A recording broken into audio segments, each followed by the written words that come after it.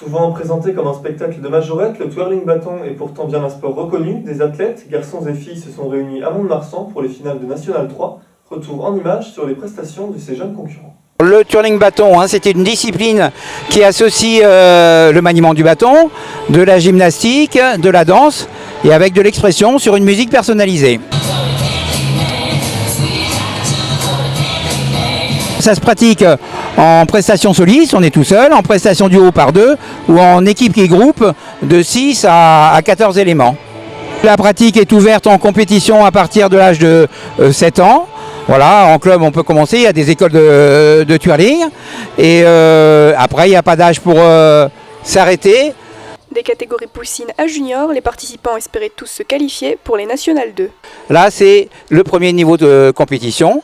Et ça intègre des clubs de métropole et de l'outre-mer. On a des représentants de la Réunion, de la Martinique et de la Guadeloupe. Comme c'est le premier niveau compétition, il y a plutôt plus de monde dans les petites catégories.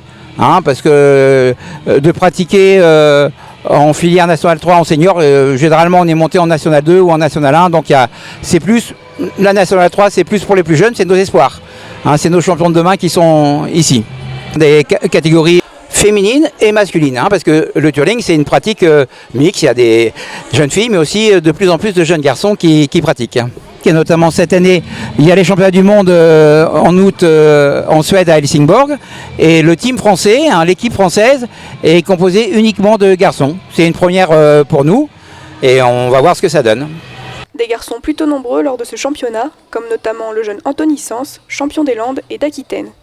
J'ai eu envie d'essayer et j'ai vu que ça me plaisait énormément et voilà. C'est pas tout stressant, enfin moi j'étais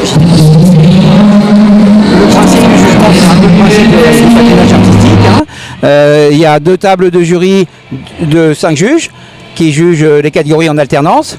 Ils donnent une note technique et après une note artistique, un peu comme le patinage artistique. Voilà.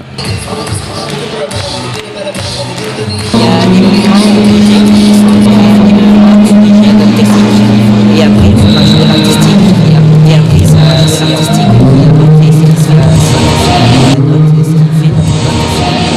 Avec sa compétition, le twirling bâton est un sport comme les autres, mais il reste encore pour beaucoup peu ou mal connu. On est aussi une démarche pour se rassembler, pour être plus fort et aller éventuellement se faire reconnaître par une structure qui s'appelle Sport Accord, qui est un petit peu l'antichambre du CIO et avoir une vraie reconnaissance internationale. La France organise au mois de juillet la Coupe d'Europe, à Mouilleron-le-Catif, au vent d'espace près de La Roche-sur-Yon, et ce sera l'occasion de montrer des niveaux plus élevés.